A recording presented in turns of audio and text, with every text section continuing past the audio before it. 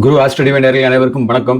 12 ஜூலை மாதம் 2026 ஞாயிற்றுக்கிழமை இருந்து 18 ஜூலை 2026 சனிக்கிழமை வரை மகர ராசிக்கான வார ராசி பலன். இது மகர ராசிக்கு ஒரு பொதுவான பலன் தான். கோச்சார் அடிப்படையில் 30% பலன் தான் வெளிப்படுவதாக இருக்கும். மீதமுள்ள முழுமையான பலன் தெரிந்து கொள்ள உங்களுடைய பிறப்பு ஜாதக அடிப்படையில் தான் அது தெரிய வரும். உங்கள் ஜாதகம் பற்றிய தகவல் தெரிந்து கொள்ள வீடியோவில் இருக்கும் வாட்ஸ்அப் எண்ணில் தொடர்பு கொள்ளுங்கள். இந்த காணொலி வீடியோ முழுசா பாருங்க. இந்த வீடியோவில் மகர ராசிக்கு 3 நட்சத்திரம் இருக்கு. 3 நட்சத்திரத்துக்கான பலன்கள் தனித்தனியாக சொல்கின்றேன். அது இல்லாமல் இந்த வாரத்தில் நீங்க குறிப்பிட்ட தேதி எந்த கிழமையில மிக எச்சரிக்கையாக இருக்க வேண்டும் என்றதையும் தெரிவிக்கின்றேன். அதுவும் சேர்த்து ஆன்மீக பரிகாரம் அதிர்ஷ்ட என இதையும் தெரிவிக்கின்றேன். காணொலியை முழுதாக கவனிங்கள். இந்த வாரத்தில் மகர ராசிக்கு பூர்வ புண்ணிய ஸ்தான வீடான 5ஆம் வீட்டில் செவ்வாய் பகவான் செவ்வாய் அமர்ந்திருக்கு. அதுக்கப்புறம் 6ஆம் வீடான ரணருண ரோகஸ்தான கடன் எதிரிகள் நோய்கள் குறிக்கும் இடத்துல பாத்தீங்கன்னா புதன் வாரம் முழுதும் இருக்கும். 17ஆம் தேதி பாத்தீங்கன்னா செவ்வாய் 7ஆம் இடத்துக்கு கடகத்துல குரு உச்சகுருவோட இணைகின்றது. ஒரு 7ஆம் இடத்துல பாத்தீங்கன்னா கலசர ஸ்தானத்துல பாத்தீங்கன்னா உச்சகுரு இருக்கின்றது. 8ல பாத்தீங்கன்னா கேதுவுடன் சுக்கிரன் இருக்கின்றது. உங்க வீட்டுல இருந்து 2ஆம் வீட்டுல ராகு இருக்கின்றது. 3ஆம் வீட்டுல பாத்தீங்கன்னா சனி உங்க ராசிநாதன் இருக்கு. இந்த ராகு எதிர்ப்படியில எல்லா கிரகங்களும் அடிப்பட்டதுனால இது ஒரு காலசர்ப்ப தோஷம் என்று சொல்வார்கள். அது உங்க வீட்டுல இருந்த மகரம் வீட்டுல இருந்து 2ஆம் இடத்துல கும்பத்துல இன்னொரு வீடான கும்பத்துல பாத்தீங்கன்னா அந்த ராகு இருக்கிறதுனால காலசர்ப்ப தோஷத்துல உங்களுக்கு இன்ஸ்பெஷல் 2ஆம் வீட்டுல ராகு இருக்கிறதுனால குளிக காலசர்ப்ப தோஷம் என்று சொல்வார்கள். ஏன்னா 2ஆம் வீட்டுல ராகும் 8ஆம் வீட்டுல கேது இருந்தால் அது குளிக காலசர்ப்ப தோஷம். 2ஆம் இடம் தனம் குடும்ப வாக்கு இதை குறிக்கிறது, ஆயில குறிக்கிறது. இதனால இந்த ராகு எதிர்ப்படியில எல்லா கிரகங்களும் அடிப்பட்டதுனால இது சார்ந்த விஷயங்கள் தான் உங்களுக்கு கொஞ்சம் இம்பாக்ட் ஆகும். உங்களுக்கு இந்த 7வது வருட சனி நாசமந்த் இதெல்லாம் கிடையாது, அதெல்லாம் முடிஞ்சிருச்சு. இந்த 7வது வருட சனி உங்க ராசிநாதன் எப்படி பட்ட வேலையை காமிச்சு பாருங்க. உங்க 7வது வருடத்துல நீங்க எப்படி உங்க ராசிநாதன்ல எப்படி பாதிக்கப்பட்டிருப்பீங்களோ உங்க நன்றாகவே உணர்ந்திருப்பீர்கள். அதனால 7வது வருட சனி இல்லை. 3ஆம் இடத்துல மீனத்துல சனி இருக்கிறதுனால தைரிய வீரிய ஸ்தானத்துல ஒரு தைரிய சனி என்று சொல்லலாம். அதாவது சூரியன் மாதிரி ஒரு அசாத்திய செவ்வாய் மாதிரி அசாத்திய ஒரு வீரம் கொண்டு தைரியம் இருக்காது. விஷயங்களை நேருக்கு அணுகுவீங்க, எதிர்கொள்வீர்கள். இருந்தும் அந்த இடத்துல ஒரு விதமான அந்த தைரியம் ஒரு விதமான செம்மைப்படுத்தப்படுறதா இருக்கும். அந்த சூரியன் மாதிரி செவ்வாய் மாதிரி ஆக்ரோஷம் கொண்டதா இருக்காது. ஏன்னா சனினாலே ஒரு தாமதம், மந்தம், ஒரு தயக்கம் இதுதான் இருக்கு. அது அதோட சேர்ந்து அந்த தைரியமும் அந்த தைரிய ஸ்தானத்துல அதை உட்காரும் போது அந்த வீட்டின் தன்மையை வெளிப்படுது. 2வது குரு 9ஆம் பார்வை பார்க்கறதுனால கலவரமான இடத்துல கூட நீங்க பேசும்போது அந்த இடத்துல ஒரு சாந்தத்தை உண்டாக்கும். இதை இந்த தைரியத்தை இப்படி நீங்க புரிஞ்சுக்கலாம். அதாவது சொல்லுவாங்க ஊருக்கு ஒரு 4 பெருமன்சர் இருக்குன்னு வாங்கல. அந்த 4 பெருமன்சர்ல இந்த சனி 3ஆம் இடத்துல இருந்தா அது இம்பாக்ட் ஆகும். அதாவது பொருத்த முடியதாக இருக்கும். இந்த அடிப்படையில இந்த வாரத்துல இந்த சனி இப்படி வேலை செய்வதாக இருக்கும். இந்த அடிப்படையில் பார்க்கும்போது சந்திரனுடைய இடப்பெயர்வு வச்சுதான் இந்த வாரத்துக்கான பலன்கள் சொல்லப்படுவதா இருக்கும். அந்த அடிப்படையில் பாத்தீங்கன்னா சந்திரன் தேய்பிரை சந்திரனாக உங்க வீட்டுல இருந்து 5ஆம் வீட்டுல ரிஷபத்துல மிருகசீரிஷன் அதோடைய செவ்வாயினுடைய நட்சத்திரம் மிருகசீரிஷன்ல அமர்கின்றது. ஜூலை 12ஆம் தேதி ஞாயிற்றுக்கிழமை.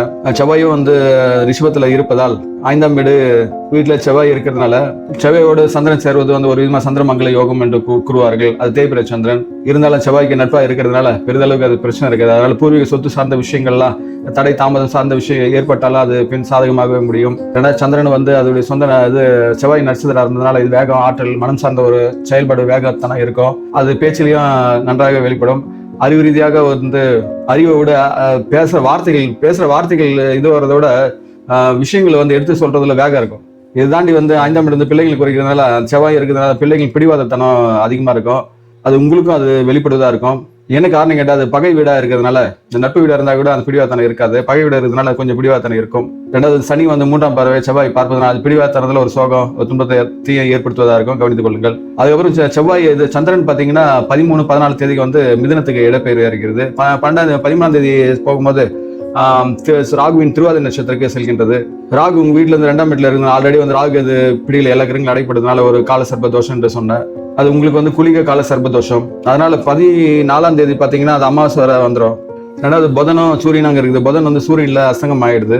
அதனால புதனுடைய அறிவு எழுந்ததுனால உங்க வீட்டுல இருந்து 6ஆம் வீட்டுல சந்திரன் மறைவதுனால சூரியனை மறைவதுனால உடல் ரீதியாக மன ரீதியான ஒரு ஆக்ரோஷம் தானே இருக்கும். ஏன்னா திருவாதிரை நட்சத்திரம் அந்த 2ஆம் இடத்துல குளிர் கால தோஷம் அது ராகுடைய இதுதான் அது வெளிப்படுத்துவதா இருக்கும். அது குடும்பம் சார்ந்தோம், பொருள் சார்ந்தோம், உடல் மனம் ஆயுள் சார்ந்த விஷயத்திலையும் ஒரு விதமான தடங்கள், தாமதம், ஒரு விதமான எதிர்மறையான நிலைப்பாடு கொண்டதாக தான் இருக்கும் அன்றைய நாள். அதாவது 14ஆம் தேதி. என்ன காரணம் கேட்டால் புதனும் சூரியன் அசங்கம் ஆயிடுச்சு. புதனும் சூரியனும் மகர ராசியில இருந்து பாத்தீங்கன்னா 6ஆம் இடம் மறைவு. புதனுக்கு சந்திரனை பிடிக்காது. அது பகையோட சேர்க்கின்றது. அது நிறைஞ்ச அமாவாசை வர.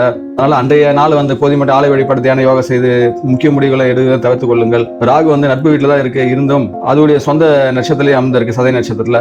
அதனால ரொம்ப பவர்ஃபுல்லா இருக்கும். ஒரு ஒரு விதமான கண்ணகட்டத்தனம் ஏற்படும், இல்லூஷன், ஒரு கற்பனை திறன், உடல் மயக்கம் தனமான ஒரு நிலை கொண்டிருக்கும். அதனால உடல் மயக்க ஏற்படுத்தும் உணவுகள்லாம் தவிர்த்து கொள்ளுங்கள். போது மட்டும் யாருக்கிட்ட எந்த விவாதங்களும் வேண்டாம். ஆலை வழிபடு தியான யோகா செய்து அன்றைய நாள் கடந்து செல்வது சிறப்பு. ஏன்னா அது சூரியனும் புதனும் சந்திரனும் 7ஆம் பார்வையாக உங்க 12ஆம் வீட்டை பார்ப்பது எல்லாமே கொஞ்சம் விரைத்தனத்தை உண்டாக்கும். கோபம், ஆக்ரோஷம், ஒரு ஆளுமை. நீங்க எதனா மற்றவங்க எதனா சாதா பேசும்போது உங்களுடைய ஸ்பீச்சுக்கு ரொம்ப அதிகாரத்தனமா இருக்கும். அதனால போதிய மட்டும் அந்த நாளுக்கு இது பண்ணிக்கொள்ளுங்க. ரெண்டாவது வந்து குரு வந்து உங்க வீட்டை பார்ப்பதால், குரு 7ஆம் பார்வையாக உங்க வீட்டை பார்ப்பதனால ஒரு வித பாதுகாப்பு நிலை தான் இருந்த அந்த திருவாதிரை நட்சத்திரத்தை கொஞ்சம் அமரும் போது கொஞ்சம் இருக்கும். 14ஆம் தேதி கவனித்துக் கொள்ளுங்க. 15ஆம் தேதி பாத்தீங்கன்னா சந்திரன் வந்து குருவின் நட்சத்திரமான புனர்பூச நட்சத்திரம் இணையறதுனால, புனர்பூச நட்சத்திரம் இன்னொரு 3-4 பாதம் பாத்தீங்கன்னா கடகத்துல இருக்கிறதுனால நட்சத்திரத்தை இணையும் போது அது ஒரு மாதிரி கஜகஸ்ரீ யோகம் கொண்டு வந்துடும். அதனால 15ஆம் தேதி ஓரளவுக்கு நன்றாகவே இருக்கும். அது உங்க வீட்டுல இருந்து 7ஆம் வீட்டுல இருக்கிறதுனால, குரு வந்து உச்ச குருவா இருக்கிறதுனால, குரு பார்வை வந்து சனியும் பார்க்குது, உங்க வீட்டை பார்க்கறதுனால ஒரு சிறப்புடையதா 15ஆம் தேதி நாள் நன்றாக உள்ளது. ஏன்னா வளர்புரியும் அமாசம் முடிஞ்சு வளர்புரி தொடங்கிறதுனால இது முன்னாடி இருந்த குழப்பம் இதெல்லாம் நீங்கி ஒரு தெளிவு, பேசுற பேச்சுல ஒரு விதமான நேர்மறையான சிந்தனைகள் ஏற்படும். கணவன் மனைவி உறவு, நட்புகள், ஒரு கூட்டு தொழில் சார்ந்த உறவுகளையும் ஒரு நல்ல ஒரு லாபம் கிடைப்பதாக இருக்கும். ஏன்னா உச்சகுருவோட வந்து சந்திரன் இணைக்கிறது, அது ஒரு விதமான சிறப்பான கஜகேசரி யோகம் கொண்டு இருக்கிறதுனால, உங்க ராசிநாதனே வந்து சனி பார்ப்பதனால அன்றைய நாள் வந்து 16ஆம் தேதி நாள் நன்றாக உள்ளது. 15ஆம் தேதி ஓகே தான், 15-16 சிறப்பாக தான் இருக்கும். அப்புறம் பாத்தீங்கன்னா 17ஆம் தேதி எல்லாம் பாத்தீங்கன்னா சூரியன் வந்து 6ஆம் வீட்டுல இருந்து உங்க குருவுடன் இணைக்கின்றது. அடிப்படையில் பார்க்கும்போது சந்திரன் வந்து பாத்தீங்கன்னா 17ஆம் தேதி வந்து சிம்மத்துக்கு இடப்பெயர்வு ஏற்பதனால அன்றைய பொழுது வந்து சந்திராசமாக இருக்கின்றது. அது மக நட்சத்திரத்துல இருக்கு. ஆல்ரெடி வந்து சிம்மத்திலே பார்த்த கேது, சூரியன், சுக்கிரன் இருக்கிறதுனால அது 8ஆம் இடம், 2 கிரகம் மறைவு, 2வது சந்திரன் மறைவுறதுனால சந்திராசம். அதனால 2 நாட்கள் போதும் மட்டும் எந்த விதமான திட்டங்கள், முயற்சிகள், பெரிய முதலீடு இதெல்லாம் தவிர்த்துக்கொள்ள இருக்கிற சூழலை வந்து அப்படியே கிராஜுவலாக கொண்டு போங்க. இருந்த வந்து குரு பார்வை, சுக்கிரனுடைய பார்வை வந்து 2ஆம் வீட்டையும் பார்ப்பதால் பெரிதளவு இருக்காது. இருந்த வந்து தடை தாமதம் எல்லாத்தையும் வந்து ஒரு விதமான மனம் சார்ந்த ஒரு சிந்தனை போக்கு வந்து முடக்கிறதா இருக்கும். ஏன்னா சந்திரனுடைய நகர் வச்சு தானே எல்லா அந்த செயல்பாடு பார்க்க வேண்டியதா இருக்கு. சந்திரனை மறைந்து ஆயிடுச்சுன்னா ஏன்னா இது இல்லாத இருக்கு. அதனால புதன் வந்து பாத்தீங்கன்னா சூரியன் அஸ்தங்கத்துல இருந்து விலகிறதுனால அறிவு ரீதியான ஒரு செயல்பாடு இருக்கும். மன ரீதியான ஒரு குழப்பம் இருந்தா கூட அறிவுல வந்து ஒரு தெளிவு இருக்கும். அதனால தொலைதூர பயணங்கள், தேவையற்ற இதெல்லாம் தவிர்த்துக் கொள்ளுங்கள். வீணான அலைச்சலையும் ஏற்படுத்திக் கொள்ளாதீர்கள். போதிய மட்டும் அந்த 2 நாட்கள் ஆலை வழிபாடு தியான யோகா செய்து கடந்து செல்வது சிறப்பு. ஏன்னா மக நட்சத்திரத்துல உட்காரும்போது கேது நட்சத்திரம், கேது வந்து சிம்மத்துல இருக்கிறதுனால கண்டிப்பா வந்து ஒரு இன்டெப்தான விஷயங்களை யோசிக்க முடியாது. ஒரு விதமான ஒரு மயக்க நிலை, ஆன்மீக சார்ந்த சிந்தனைகளை தான் ஒரு விதமான தொழிலையும் வீட்டு சார்ந்த இதுலயும் வந்து ஒரு உறவு நிலை இருக்காது. ராகு வந்து 7ஆம் பார்வையாக கேது பார்ப்பது, அது சந்திரனையும் பார்க்கின்றது.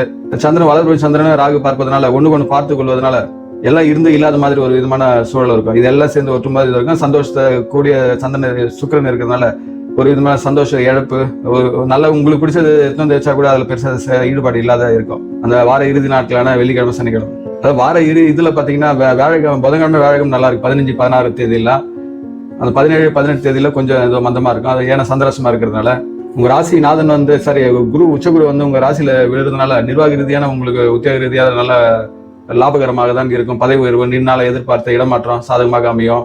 2வது 6ஆம் இடத்துல வந்து புதன் வந்து ஆட்சியாக இருக்கிறதுனால போட்டிகள் திறம்பட 17 அப்புறம் வந்து புதனுடைய ஆற்றல் அதிகமாக வெளிப்பட செய்யும். அதனால போட்டிகள்லாம் திறம்பட சமாளித்து லாபத்தை வந்து இரட்டிப்பு ஆக்குவீர்கள். 2வது ராகு வந்து 2ஆம் இடத்துல இருக்கிறதுனால சுக்கிரனை வந்து அது 7ஆம் பார்வையை பார்க்குது, சந்திரனை வந்து பார்க்கறதுனால திடீர் பண வரவு ஏற்படுற மாதிரி திடீர் செலவுகளும் உண்டாகும். 2ஆம் வீட்டுல இருக்கிறதுனால குடும்ப சார்ந்த உறுப்பினர்கள் தேவையற்ற வீண் வாதங்களை வந்து தவிர்த்துக் கொள்ளுங்கள். போதும் மட்டும் பண இதுல வந்து அதிகப்படியாக முதல் இல்லாம சேமிப்புல கொஞ்சம் அக்கறை எடுத்துக் கொள்ளுங்கள். 6ஆம் இடத்துல புதன் இருக்கிறதுனால பழைய கடன் எதனா இருந்தா தீர்க்கப்பட்டுதான் இருக்கும். உங்களுக்கு கொடுக்க வேண்டியது இருந்தா வசூலாகிறதுக்கு வாய்ப்பு உள்ளது. 7ஆம் இடத்துல குரு இருக்கிறதுனால குடும்ப சார்ந்த அமைதி, சுபகாரியங்கள்லாம் ஏற்படும். நீண்ட நாள் தடைப்பட்ட விஷயங்கள்லாம் வந்து பேச்சுவார்த்தைகள்லாம் ஏற்படுவதாக இருக்கும். 2வது 8ஆம் இடத்துல கேதுவுடன் வந்து சுக்கிரன் வந்து மறைவா இருக்கிறதுனால உங்க லைஃப் பார்ட்னர் அவங்களுடைய ஹெல்த்ல கொஞ்சம் கவனம் எடுத்துக்கொள்ளுங்கள். இந்த அடிப்படையில் பாத்தீங்கன்னா 3 நட்சத்திரம் இருக்கு மகர ராசிக்கு. உத்திராடம், திருவோணம், அவிட்டம். இதுல உத்திராட நட்சத்திரக்காரர்களுக்கு 2ஆம் பாதம், 3ஆம் பாதம், 4ஆம் பாதம். 1ஆம் பாதம் பாத்தீங்கன்னா தனுசு ராசியில இருக்கு. இதுல மகர ராசியில பார்த்தீங்கன்னா 3 பாதம் தான் இருக்கு.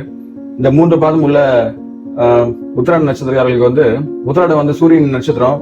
சூரியன் வந்து உங்க வீட்டுல இருந்து 6ஆம் இடத்துல மறைவு ஸ்தானத்துல இருக்கிறதுனால கூட புதன் வந்து அசங்கம் ஆகிட்டது. புதன் அசங்கமாக இருந்தா ஒரு விதமான புத ஆதித்ய யோகம் இருக்கும். 2வது நட்பு வீட்டுல தான் இருக்கு. 6ல மறைவா இருக்கிறதுனால இந்த காலசர்ப தோஷம் இருக்கிறதுனால தடை, அரசு தொடர்புடைய விஷயங்கள், அரசியல்ல இருக்கவங்க, படைப்புத்துறை, எழுத்துறை, பேச்சுத்துறை, எழுத்து டாக்குமெண்டான விஷயங்கள், பண பரிவர்த்தனை சார்ந்த பேங்கிங் சரி, இதெல்லாம் வந்து ஒரு விதமான ஒரு தடை தாமதம் ஒரு சிக்கல் கொண்டதாக இருக்கும். தந்தையாரின் உடல்நிலை சார்ந்த விஷயத்துல கொஞ்சம் கவனம் எடுத்துக்கொள்ளலாம். தேவையற்ற விவாதங்களை தவிர்த்துக் கொள்ளுங்கள். ஏன்னா சனிக்கு மகர வீடு பாத்தீங்கன்னா சந்திரனும் சூரியனும் தான் ஒரு விதமான மார்காதிபதி மாதிரி. அது நேரடியான பகை கிரகம். அதுவும் வந்து 6ஆம் வீட்டுல இருக்கிறதுனால அந்த சூரியனும் வந்து உங்க 7ஆம் வீட்டு 12ஆம் வீட்டை பார்க்கறதுனால இதெல்லாம் வீண் சார்ந்த ஒரு விரயங்களா, கோபம் ஒரு ஆளுமை இருக்கும், விட ஒரு விதமான ஒரு ஈகோ தலை கட்டுதான் இருக்கும். அது நேரடியாக வந்து உங்கள் உடல் மன சார்ந்த பிரச்சனை உண்டாக பார்த்துக் கொள்ளுங்கள். 17ஆம் தேதி உச்சகுருவுடன் 7ஆம் இடத்துல இணையறதுனால வெள்ளிக்கிழமை சனிக்கிழமை ஓரளவுக்கு உங்களுக்கு சாதகக்கூடிய நாட்களாக மாறும். இந்த அடிப்படையில் பார்க்கும்போது உத்திராட நட்சத்திரக்காரர்களுக்கு வந்து எச்சரிக்கையா இருக்க வேண்டிய தேதி கிழமைகள் எது என்றால், வார தொடக்க நாள் 12ஆம் தேதி ஞாயிற்றுக்கிழமை ரொம்ப மிகுந்த எச்சரிக்கை. வாகனம் செல்லும்போது கவனம் செல்லுங்கள். முக்கிய பொறுப்புகளை தவிர்த்துக் கொள்ளுங்கள். ஆலை வழிபாடு தியான யோகா செய்து அன்றைய நாளை கடந்து செல்வது ஓரளவுக்கு சிறப்பு. அதுக்கப்புறம் 14ஆம் தேதி செவ்வாய்க்கிழமை ஏதோ ஒரு இடத்துல யாருக்கோ எங்கேயோ சர்வீஸ் பண்றதா இருக்கும். அது நல்லதா இருந்தா செய்யுங்க. அதனால பயன் இல்லைன்னா தவிர்த்துக் கொள்ளுங்கள். இதனால உடல் மனசார்ந்த அலைச்சல்கள் உண்டாகாமல் கவனித்துக் கொள்ளுங்கள். அதுக்கப்புறம் பார்த்தீங்கன்னா 16ஆம் தேதி வியாழக்கிழமை ஏதோ இடத்துல வதைப்படுறது, உடல் ரீதியாவோ மன ரீதியாவோ பொருளாதார ரீதியாக எது வதைப்பட்ட சூழல் இருக்கும். அன்றைய நாள் வந்து முக்கிய பொறுப்புகள் திட்டங்கள் இருந்தால் தவிர்த்துக் கொள்ளுங்கள். அதனால இந்த 3 நாட்கள் ரொம்ப எச்சரிக்கையா இருங்க. ஞாயிற்றுக்கிழமை, செவ்வாய்க்கிழமை, வியாழக்கிழமை. மற்ற நாள்ல உங்களுக்கு சிறப்பு நாளா தான் இருக்கின்றது. அதுக்கப்புறம் பாத்தீங்கன்னா திருவோண நட்சத்திரம், சந்திரன் அம்சம் பிறந்த திருவோண நட்சத்திர காலம் பாத்தீங்கன்னா சந்திரன் வந்து 12ஆம் தேதியில இருந்து 18ஆம் தேதி வரைக்கும் ரிஷபத்துல இருந்து சிம்மத்து வரைக்கும் டிராவல் ஆகுது. அது 14ஆம் தேதி வரைக்கும் அமாவாசை. அதுக்கப்புறம் வந்து வளர்ப்புறை தொடங்கிடும். 14ஆம் தேதிக்கு அப்புறம் வந்து உங்களுடைய நட்சத்திரநாதன் வந்து 15, 16 வந்து குருவுடன் இணையும் போது ஓரளவுக்கு சிறப்புடையதாக இருக்கும். அதனால வந்து ஒரு பணவரவு, மன மகிழ்ச்சி, புதிய ஆடம்பர இதெல்லாம் ஏற்படும். 17ஆம் தேதி 18ஆம் தேதி சந்திரன் 8ஆம் இடத்துல உங்க சுக்கிரனோட மறைகிறதுனால ஒரு விதமான சந்திராசிரம காலமா இருக்கும். அன்றைய நாள் மட்டும் ஓரளவுக்கு மந்தமா இருக்கும். அதை கவனித்துக் கொள்ளுங்கள். நீங்க எச்சரிக்கையா இருக்க வேண்டிய தேதி கிழமை எதுன்னா 13ஆம் தேதி திங்கட்கிழமை வாகனம் செல்லும்போது கவனம் செல்லுங்க. தொலைதூர பயணங்களை தவிர்த்துக் கொள்ளுங்கள். முக்கிய முடிவுகள் திட்டங்கள் எல்லாம் இருந்தா தவிர்த்துக் கொள்ளுங்கள். ஆலை வழிபாடு தியான யோகா செய்து கடந்து செல்வது சிறப்பு. அதுக்கப்புறம் பாத்தீங்கன்னா 15ஆம் தேதி புதன்கிழமை அது மற்றவங்களுக்கு ஏதோ விதத்துல சர்வீஸ் பண்றதா இருக்கும். நல்லதா இருந்தா செய்யுங்க. புண்ணியகரமா தான் செய்யலாம். உங்களுக்கு பயனும் இல்லைன்னு போது தவிர்த்துக் கொள்வது நல்லது. ஏன்னா வீணான உடல் அலைச்சல், மன அலைச்சலை தவிர்த்துக் கொள்ளலாம். அதுக்கப்புறம் பாத்தீங்கன்னா 17ஆம் தேதி வெள்ளிக்கிழமை ஏதோ விதத்துல நீங்க வதைப்பட்ட சூழல்கள், உடல் மன சார்ந்த விஷயத்திலையும் பொருளாதார சூழலையும் அது அன்றைய நாள் மட்டும் முக்கிய முடிவு பொறுப்புகள் திட்டங்கள் எல்லாம் தவிர்த்துக் கொள்ளுங்கள். கொஞ்சம் கவனமா இருக்கு. மிகுந்த எச்சரிக்கையா இருக்க வேண்டிய நாள் வந்து 13ஆம் தேதி திங்கட்கிழமை. அது திங்கட்கிழமை, புதன்கிழமை, வெள்ளிக்கிழமை இந்த 3 நாள் கவனப்பட இருங்கள். இதுக்கப்புறம் வந்து அவிட் நட்சத்திரம், செவ்வாய் அம்சம் பொருந்த அவிட் நட்சத்திரக்காரர்கள் வந்து 1ஆம் பாதம் 2ஆம் பாதமும் மகரத்துல இருக்கின்றது. உங்க வீட்டுல இருந்து 5ஆம் இடத்துல செவ்வாய் இருக்கிறதுனால பிள்ளைகளின் விஷயத்துல கொஞ்சம் பொறுமையை கடைபிடிங்கள். உங்களோட செயல் வேக ஆற்றல் எல்லாம் கொஞ்சம் ஆக்ரோஷமா இருக்கும். அதை கொஞ்சம் தவிர்த்துக் கொள்ளுங்கள். ஏன்னா சனியை வந்து 3ஆம் இட பார்க்கறதுனால, அந்த செவ்வாய் பார்க்கறதுனால எல்லாம் எதிர்மறையான போக்கு ஏற்படுத்தும். இருந்த சனி வந்து குரு பார்க்கறதுனால பெரிதளவு இருக்காது. இருந்தாலும் சின்ன சின்ன சலசலப்பு உண்டாகுவதா இருக்கும். அது அறிவு ரீதியாகவும் அந்த இது வெளிப்படுவோம். நீங்க சொல்றது தவறுதான் தெரிஞ்சாலும் அதை வெளிப்படுத்ததான் செய்வீங்கள். நீங்க எச்சரிக்கையா இருக்க வேண்டிய தேதி கிழமை என்னென்றால் 12ஆம் தேதி ஞாயிற்றுக்கிழமை. உடல் ரீதியாக மன ரீதியாக ஒரு விதமான அசதி சோர்வு ஏற்படுவதா இருக்கும். உங்களை பற்றி அன்றைய நாள் நினைப்பு இருக்கும். அதுக்கப்புறம் பார்த்தீங்கன்னா 14ஆம் தேதி செவ்வாய்க்கிழமை கொஞ்சம் கவனமுடன் இருங்கள். வாகனம் செல்லுங்கள், கவனம் செல்லுங்கள். தொலைதூர பயணங்களை தவிர்த்துக் கொள்ளுங்கள். ஆலை வழிபாடு தியான யோகா செய்து கடந்து செல்வது சிறப்பு. முக்கிய முடிவுலாம் அன்றைய நாள் எடுக்காதீங்க. அதுக்கப்புறம் பார்த்தீங்கன்னா 16ஆம் தேதி வியாழக்கிழமை ஏதோ விதத்துல வந்து மற்றவங்களுக்கு நீங்க சர்வீஸ் பண்றதா இருக்கும். அது புண்ணியகாரம் நல்லதா இருந்தா அதை செய்யலாம். தீயதா இருந்தா வந்து தவிர்த்துக் கொள்ளுங்கள். அதே மாதிரி அன்றைய பொழுது வந்து முக்கிய முடிவுகளை எதுவும் எடுக்க வேண்டாம், தள்ளி போடுங்கள். அதுக்கப்புறம் பார்த்தா 18ஆம் தேதி சனிக்கிழமை, 7ஆம் தேதி சனிக்கிழமை ஏதோ விதத்துல வந்து வதைப்பட்டதா இருக்கும். உடல் மன சார்ந்த வதை, பொருளாதார சார்ந்த வதைப்படுறது இருக்கும். அன்றைய நாள் வந்து முக்கிய முடிவுகளை எடுக்காதீர்கள். திட்டங்கள் தள்ளி போடுங்கள். கவனமாக இருங்கள். அதாவது ஞாயிற்றுக்கிழமை, செவ்வாய்க்கிழமை, வியாழக்கிழமை, சனிக்கிழமை இந்த 3 நாள் கொஞ்சம் கவனமாக இருக்க வேண்டும். சரி. இந்த வாரத்துக்கான அதிர்ஷ்ட எண்கள் பார்த்தீங்கன்னா 3, 5, 8. அதிர்ஷ்ட திசை வந்து தெற்கு, வடமேற்கு, வடகிழக்கு. அதிர்ஷ்ட நிறம் வந்து நீலம், வெளிர் மஞ்சள். இதெல்லாம் உங்களுக்கு சிறப்புடையதா இருக்கு. இந்த 5ஆம் இடத்துல செவ்வாய் பகை வீட்டில் உட்காந்துருக்கிறதுனால முருகப்பெருமானை வணங்குவது நல்லது. இந்த ராகு அது தோஷம்னு சொன்ன பார்த்தீங்களா, அது வந்து சனிக்கிழமைன்னா அந்த நாக தேவதையெல்லாம் துர்காம்மனுக்கு வந்து பால் அபிஷேகம் செய்து தீபமேற்றி வழிபடலாம். காக்கைக்கு வந்து தினமும் வந்து எல் சாதம் சார்ந்த சாதம் வச்சு வழிபடலாம். இதெல்லாம் அந்த எதிர்மறையான தாக்கத்தை கொஞ்சம் நேர்மறை ஆற்றலை அதிகப்படுத்தும். அதனால் சொல்லப்பட்ட விஷயங்களை கவனம் எடுத்து கடந்த இந்த வாரம் மகராசிக்கார தாங்கள் வாழ்வில் அனைத்து வளங்களும் பெற்று சிறப்புடன் வாழ எல்லாம் அந்த இறைசக்தி நான் பிரார்த்திக்கின்றேன். இக்காணொலி வந்து உங்கள் ராசி கொண்ட நட்போடு உறவுடன் பகிர்ந்து கொள்ளுங்கள். இதுவரை நம் சேனலுக்கு நீங்கள் சப்ஸ்கிரைப் செய்யலாம், சப்ஸ்கிரைப் செய்து கொள்ளுங்கள். தாங்களும் தங்கள் அன்பு குடும்பம் வாழ்க வளமுடன்.